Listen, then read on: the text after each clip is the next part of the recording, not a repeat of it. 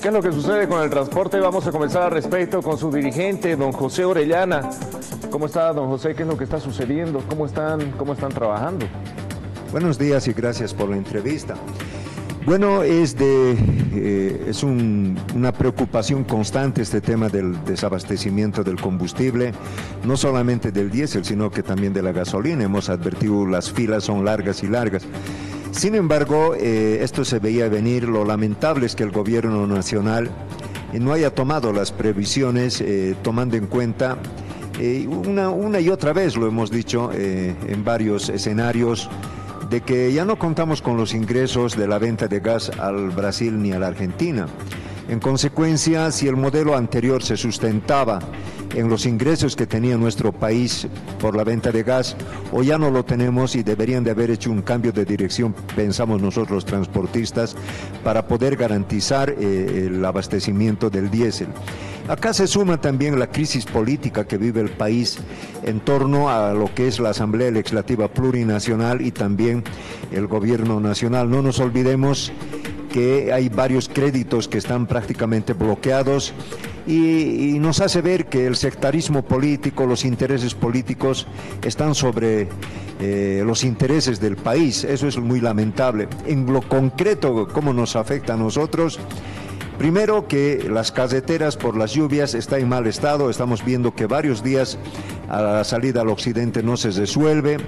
El tema del desabastecimiento del diésel hace que el 50% del transporte pesado trabaje, lo mismo del transporte interdepartamental de pasajeros. ¿En qué capacidad están trabajando actualmente?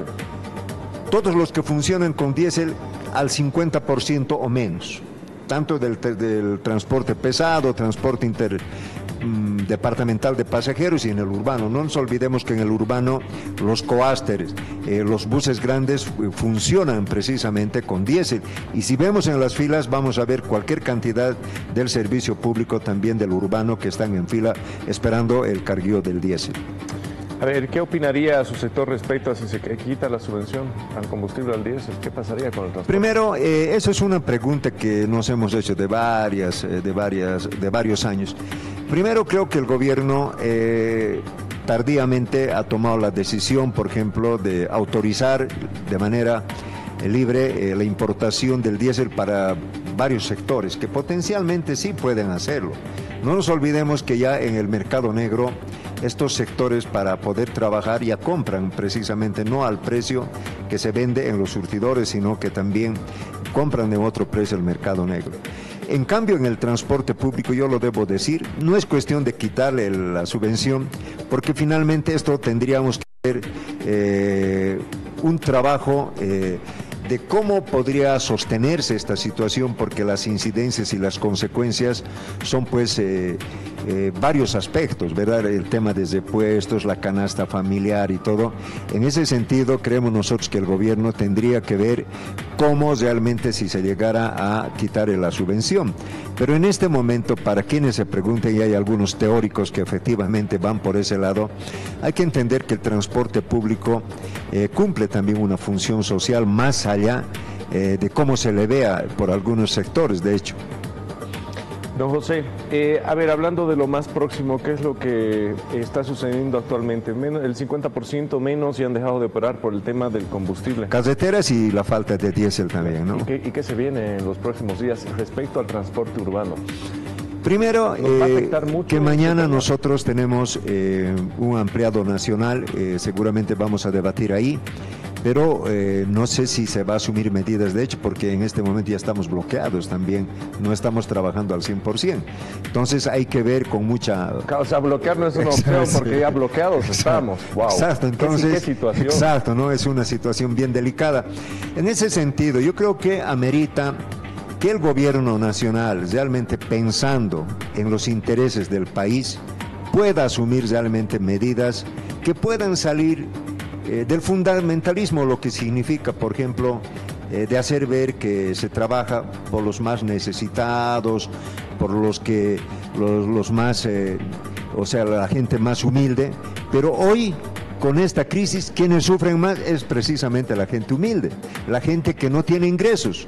¿verdad? El transporte, los comerciantes que día a día arañan de donde sea para poder llevar el pan del día, y mucha gente que no tiene empleo y que finalmente se dedica a una serie de actividades para poder llevar el pan del día. Entonces, creemos también, Rodrigo, no puede haber un bloqueo desmedido de la Asamblea Legislativa.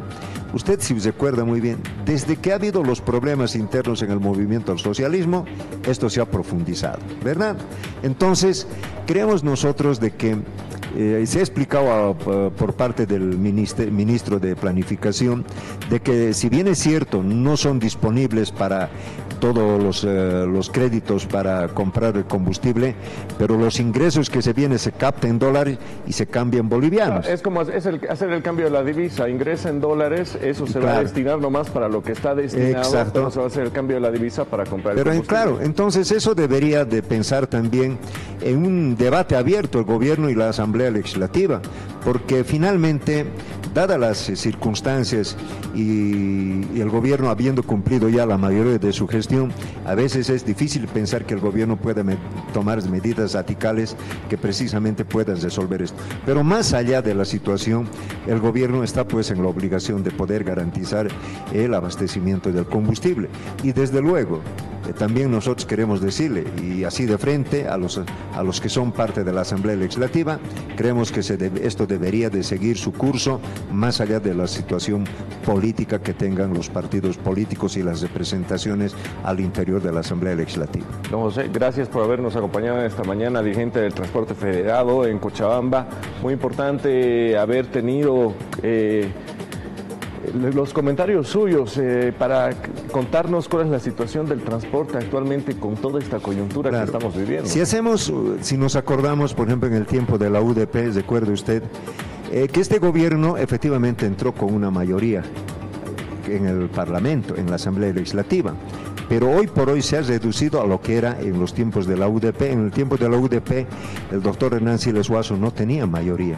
Entonces, a partir de los movimientos sociales, en algunos casos desmedidos y en este caso del bloqueo de la Asamblea Legislativa, sufrió lo que sufrió. Y hoy estamos viendo que, si bien es cierto, en ese entonces no había la crisis energética del combustible, hoy estamos atravesando una crisis de la subida de la canasta familiar, del desabastecimiento del combustible. O sea, desde nuestro punto de vista, si bien había devaluaciones en este tiempo, pero hoy por hoy ya hay devaluaciones no declaradas. Entonces el pueblo y los sectores estamos sufriendo todas esas consecuencias, y creemos nosotros que nuestros políticos deberían de pensar, por sobre todas las cosas, pensar en el país.